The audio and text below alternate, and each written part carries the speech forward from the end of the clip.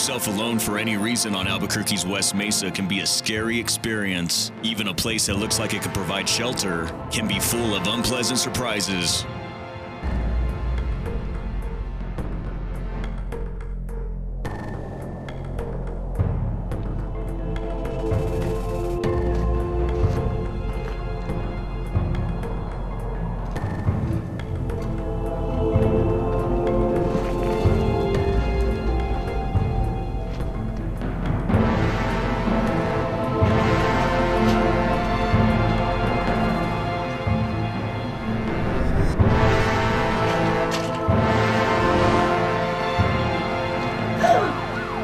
It's hard to think, but people actually live, I say that like live, here in this tunnel in southwest Albuquerque.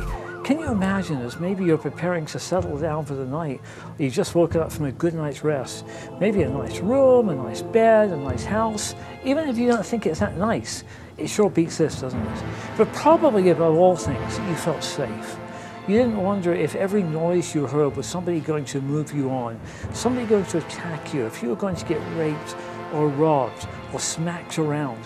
But that's the plight, that's the life that some men, women and kids face when they live out here, right here. This is not somewhere else outside America.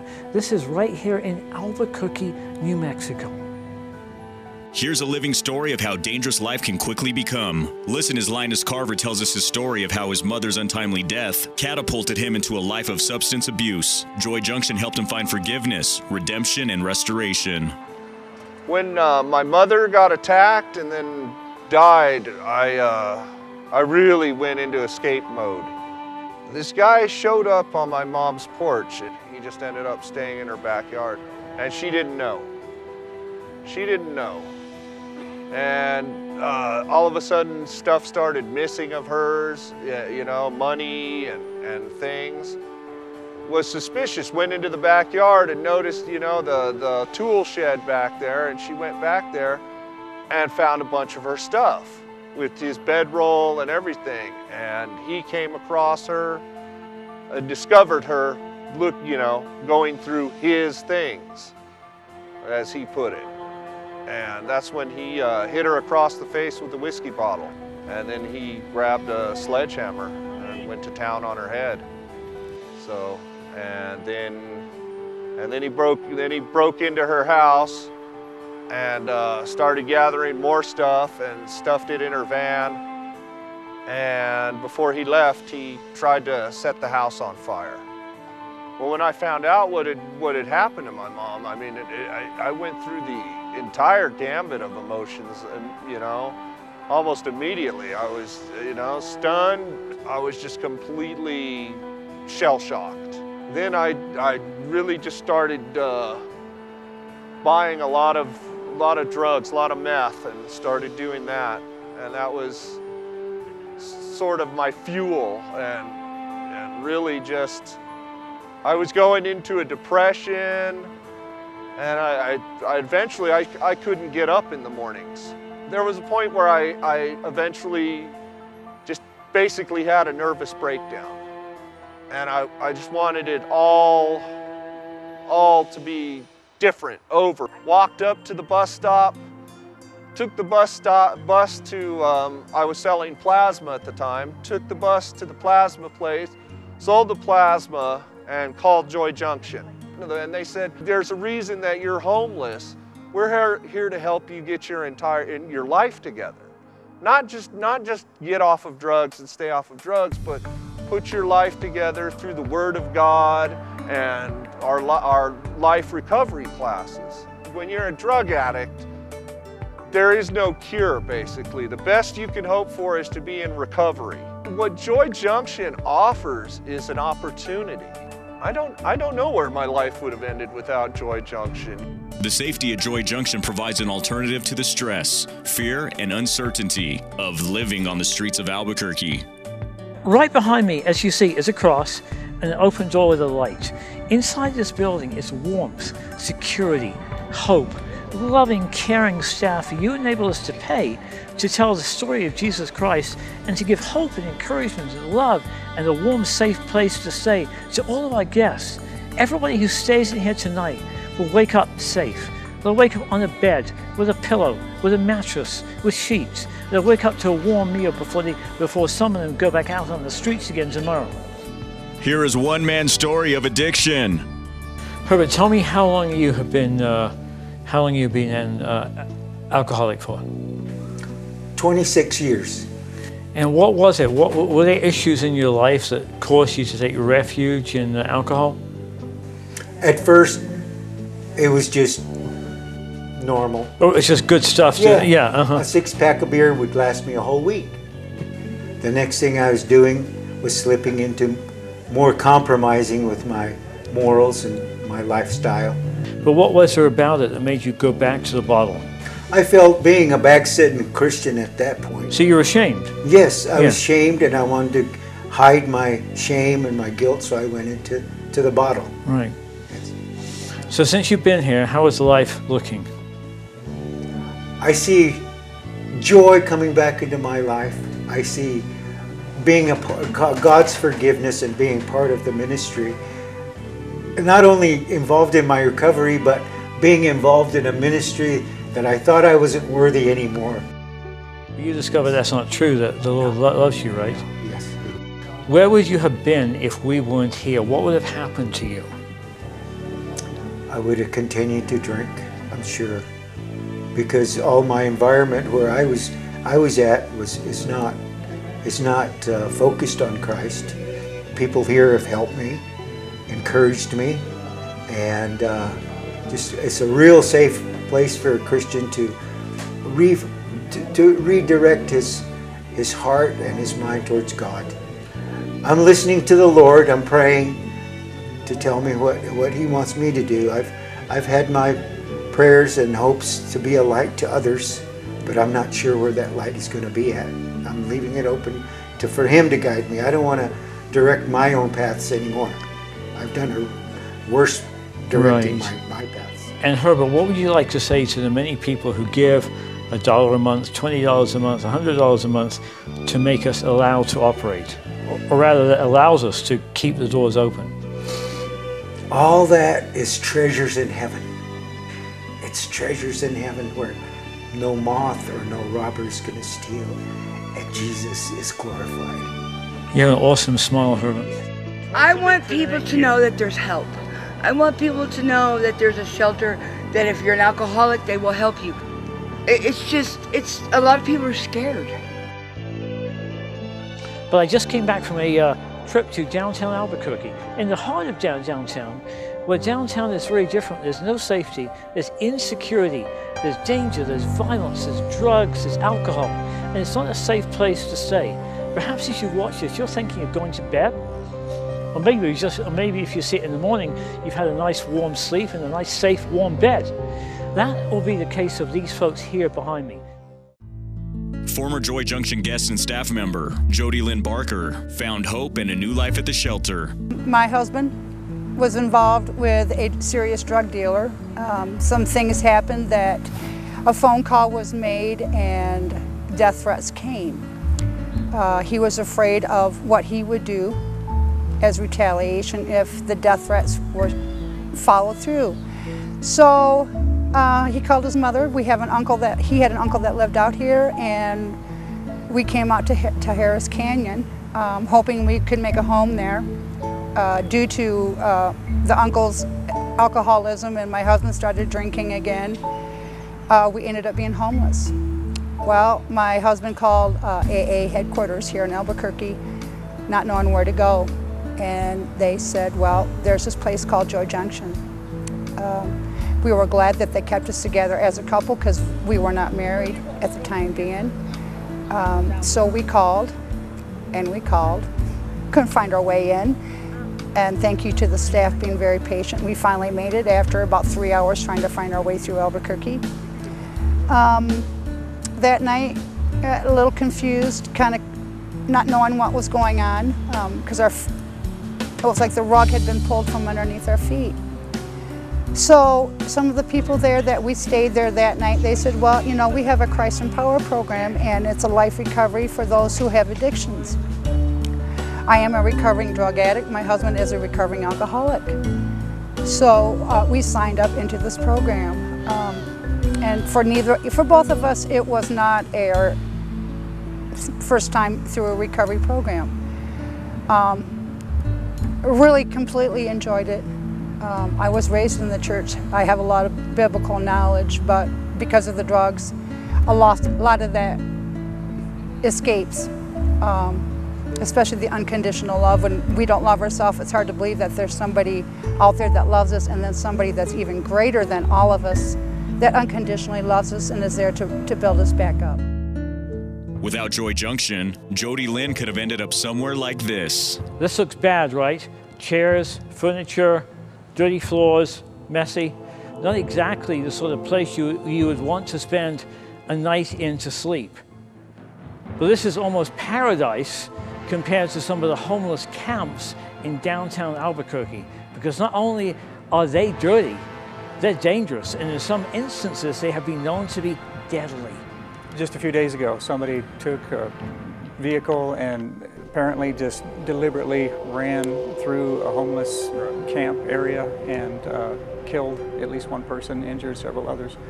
And when I read that, when I heard about it, it was devastating, because we care about these folks. It was heartbreaking, because you do your best to come to work, to pray, to be able to help each one at a time, and then to hear that one person's life is taken away is bad enough, but deliberately it's just devastating, because it brings up so much emotions of how could this person's life is taken away so quickly. What value could she have added to someone else if she'd still be living now? How much more could she be doing with her life to touch another person? And yet now it's poof, gone.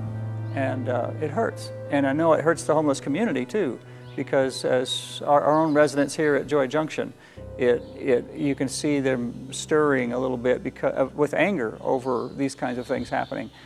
And what my vision was, again, was to take folks off the streets, was to keep them alive long enough so where they could get the vision, the desire to get off the streets and to come to a place like this. But we could say, if they're on drugs, if they're on alcohol, we can give them an alternative. We can share with them the good news of the gospel of Jesus Christ, who will help them get back on their feet again into mainstream community life. About 4 months into the program, once again, I was just kind of knocked off my feet when one of the office ladies came up and said, "Jody, we would like you to have a chance to work here." Once again, a little shocked and surprised. Well, I became a transportation driver, where we drive the people to and from property to medical facilities as they need it. Well, my boss at that time being, one day she said, "Jody, I need you to follow Dr. Reynolds to go on outreach. You're going to hand out hygiene supplies, coats, hats, scarves, mittens, whatever you can get on that vehicle, we will hand it out." So that Sunday I had the opportunity to follow Dr. Reynolds and a co-worker, and I was struck.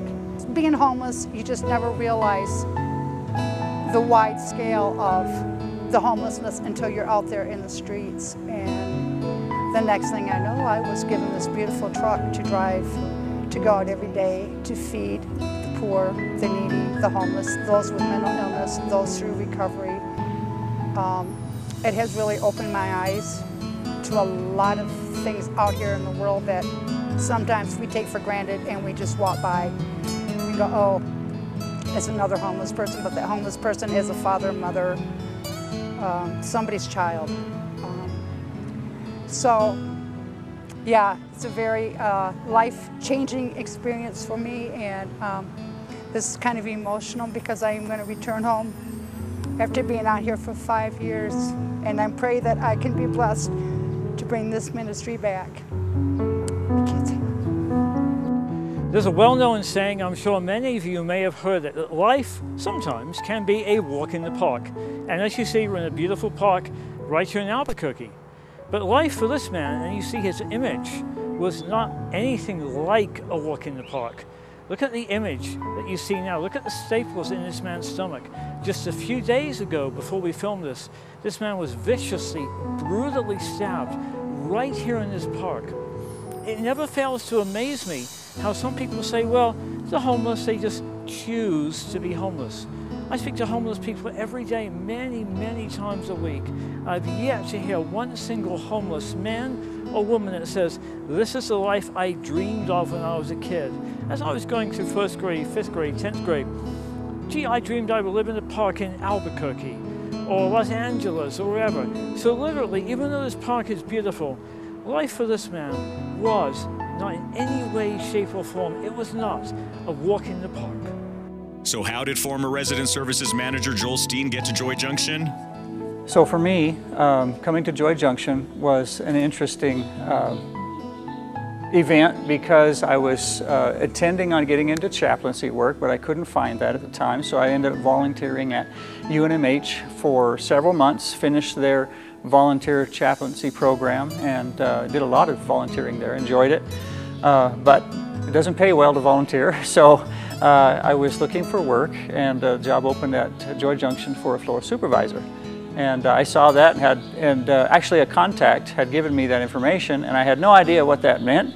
But when you're looking for work, you just take whatever comes your way. And so I called about it, and the end result was I got hired there. And it was interesting the first time I got here because I was training with a floor supervisor, and she took me out, and there was this little event with, I would say, a domestic event, altercation between this couple, and she marched them back to the office and said, we're going to take care of this. And I thought to myself, what have I gotten myself into? But I knew that I needed this job, and I needed to stay, and I needed God's help to do it. And so by praying and continuing on, I began to realize, you know what, I can do this because I can touch people's lives and make a difference in them.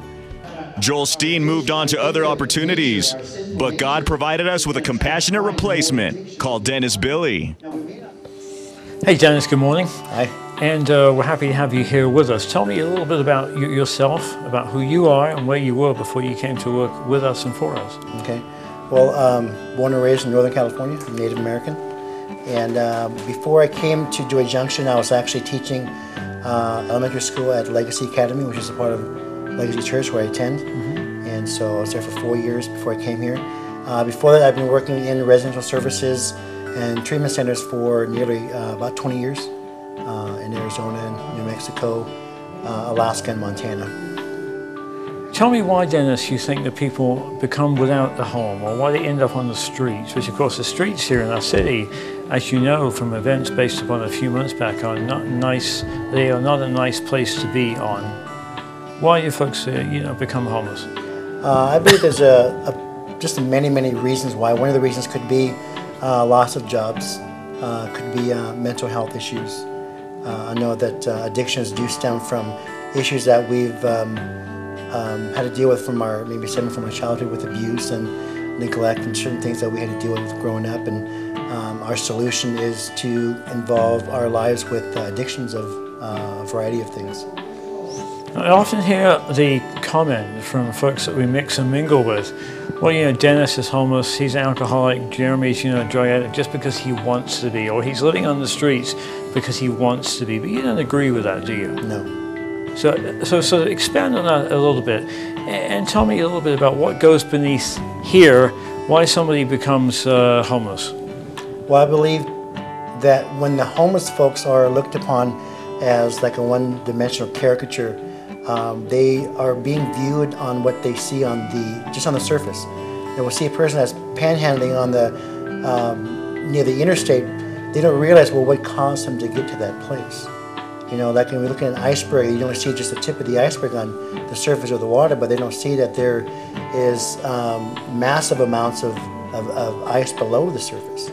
And so when people don't see what caused a homeless person to become homeless, they can be dismissed, they can be laughed at and ridiculed, maybe even lack of support could even be the issue too. Whenever we have a place like Joy Junction, they said, well, why even help the homeless? All they want to do is just, shoot the money up their arm or drink it, but not really realize that they have come to this place of homelessness not overnight, but it happened because of circumstance after circumstance that caused them to get to this place. I believe that we have one lady in particular who's a single mom who went through quite a bit and be camping out on the streets with her children.